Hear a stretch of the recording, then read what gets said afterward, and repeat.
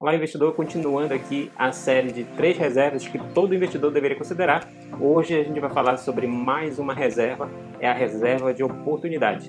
Seja muito bem-vindo a mais esse vídeo aqui do nosso Plano 5, plano que vai te ajudar a chegar nos seus primeiros 5 dígitos dos investimentos, obedecendo, como sempre, que a gente fala a nossas raízes, que envolve aporte, ativos, tempo, paciência e comprometimento durante toda essa jornada para você chegar a esses seus primeiros 5 dígitos, que seria algo em torno de 10 mil até 99 mil reais. E aí, se você está chegando ainda no seu 4º dígito, não tem problema, vai te ajudar também. Se você está chegando no seu 6º dígito, né, já passou pelo 5, também vai te ajudar sem problema nenhum. Eu sou Diego Amazonas Filho, cofundador da Symmetry, e eu estou com você aqui todo dia falando sobre conteúdo com foco em renda variável para a construção de patrimônio da liberdade financeira.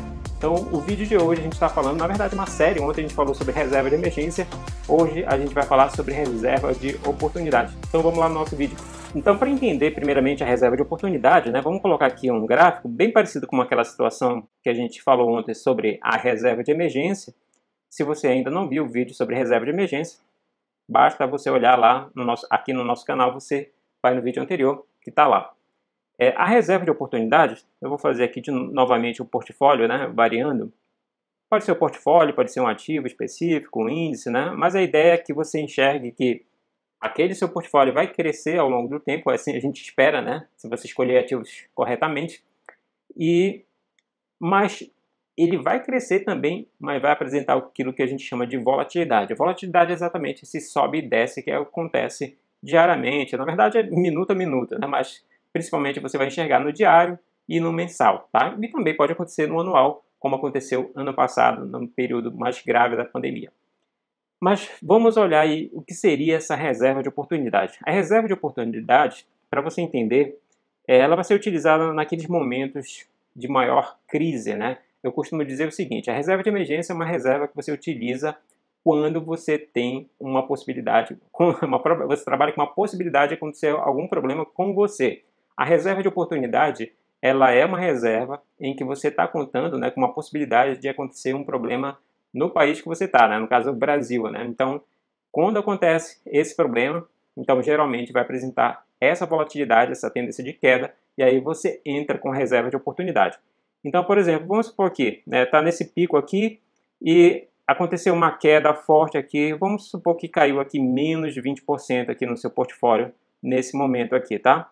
Dificilmente você vai acertar exatamente aquele fundo ali daquela queda maior que vai acontecer durante esse período, né, que a gente chama aí da crise, né? Isso aconteceu ano passado, né? Durante a crise da pandemia, houve vários momentos aí que a bolsa de valores caiu muito, né? Vários circuit breaks que a gente chama, né? Caiu e aí você teria um momento para utilizar a sua reserva de oportunidade, né? E aí, como eu falei, dificilmente você vai acertar aquele fundo, né? Mas, por exemplo, né, tem uma estratégia que, inclusive, o Daniel Nigri, ele fala. O Daniel Nigri é do canal Dica de Hoje, né? É uma estratégia interessante que ele fala como se fosse tiros, né? Ele dá os tiros ao longo dessas quedas, né? Nunca se sabe quando vai ser o fundo maior, né? A ideia é não usar a reserva de oportunidade de uma vez só, né? Ele vai usando através de tiros, que ele chama, né? Sei lá, usa 25% da reserva de oportunidade, depois mais 25, mais 25, mais 25. Ou seja, seria para dar os 100% aí, você esgota durante aquele período de maior crise, né? Então, o que acontece? Você poderia dar um tiro lá, por exemplo, aqui em 10%, né? Caiu menos 10%, e aí você deu o tiro lá, ou começou a dar os tiros antes, né? De repente uma queda de menos 5%, depois menos 10%, menos 15%, e aí vai, né? Seria a ideia. Isso aqui ao longo de um período, pode ser no dia, né? No dia é menos frequente, né? Seria mais frequente esses tiros, né? Ao longo de um período. Por exemplo, ano que vem, né, vai haver eleição e a gente sabe que eleição sempre apresenta volatilidade aqui no Brasil.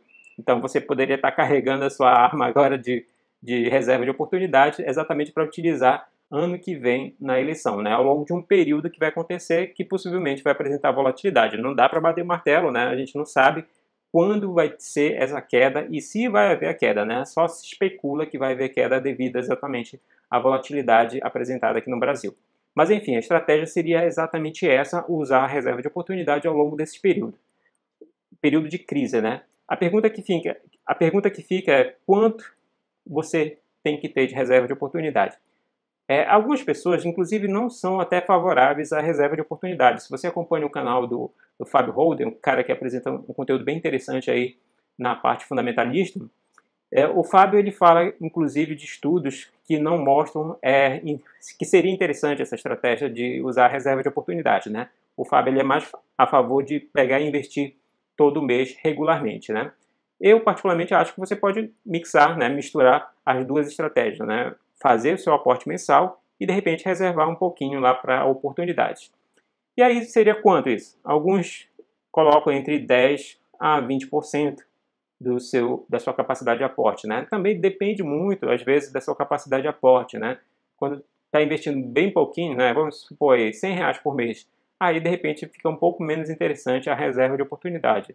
Mas de repente R$ 1.000, aí já pode pensar em uma reserva de oportunidade, sei lá, de 100 a R$ 200, que daria exatamente esses 10 a 20% do aporte mensal, tá? E aí eu acrescento mais aí, né? Eu estou acrescentando quais seriam duas estratégias que você poderia considerar aqui também. Uma versão com hedge, vou colocar primeiro, na verdade, a primeira sem hedge, né?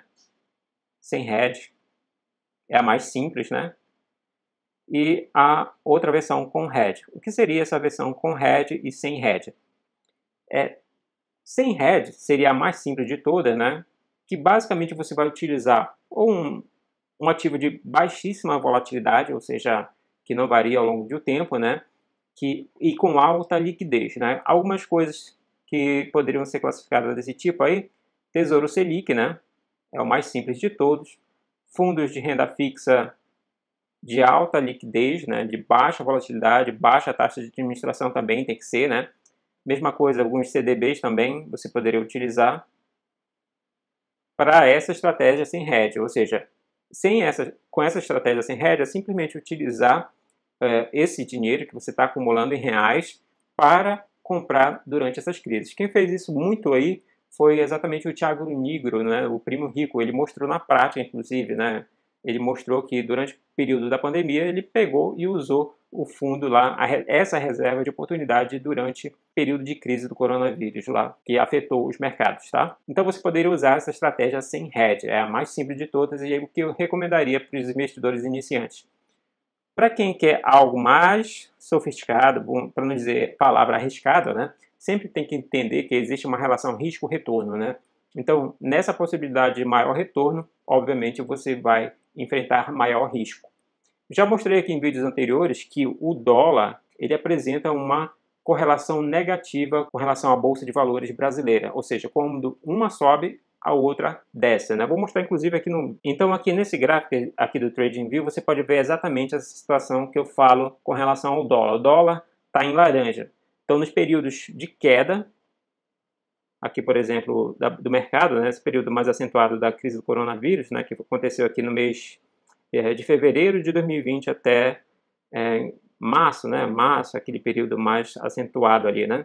Enquanto isso o dólar subiu fortemente, tá? É como se fosse um espelho, né? Se você for olhar, é um espelho aqui o dólar com relação ao índice aqui da Bolsa de Valores, né? Aqui esse período também de 2008, né? Período que teve greve do caminhoneiros, né? Teve período de eleição, apresentando volatilidade também, né? Então existe essa descorrelação. Agora, recentemente, está acontecendo novamente, né? O dólar caiu, tá? E a bolsa subiu. Está apresentando nesse momento, inclusive, uma subida do dólar e a bolsa está caindo, né? Então, a gente vê que confirma essa descorrelação, ou seja, a correlação negativa entre um e outro. Mas, como eu falei, essa estratégia aí, com hedge, você então vai ter que acumular dólares. Como seria essa forma de acumular dólares? Já mostrei aqui também.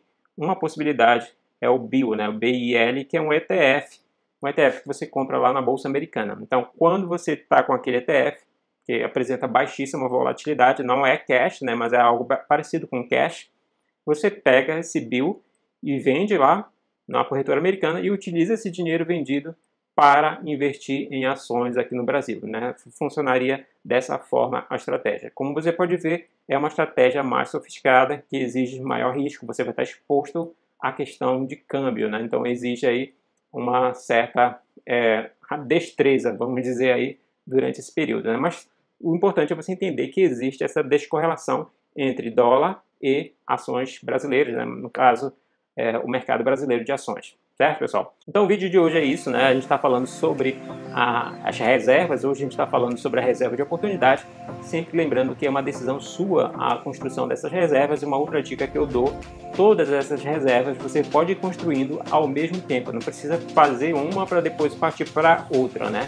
Alguns influencers, né, alguns youtubers do setor de finanças, inclusive, pregam que você tem que fazer primeiro a reserva de emergência para depois construir a reserva, a construir o seu patrimônio em renda variável, né? Eu prefiro que você faça os dois, né? Mas porque o importante para mim, pelo menos para mim, a minha estratégia é a questão do hábito, né? Você habitua a fazer esses investimentos, esses aportes. Então eu preferiria fazer os dois ao mesmo tempo, né? Construir reserva de emergência e investir também em renda variável ao mesmo tempo. Sei lá, 50%, 50% reserva de emergência. Aí depois você pode cogitar também a reserva de oportunidade e amanhã a gente vai falar sobre a reserva de valor. Será que vale a pena também utilizar essa reserva para o investidor? Enfim, o vídeo de hoje é isso. Espero que você tenha gostado. Se você gostou, não esqueça de deixar o like, deixar o seu comentário aqui. É importante pra gente, é importante pro YouTube saber que tá tudo bem aqui, que eu tenho um conteúdo interessante, na verdade, né? E se você ainda não é inscrito, também não esqueça de se inscrever no nosso canal. Abraço e até amanhã.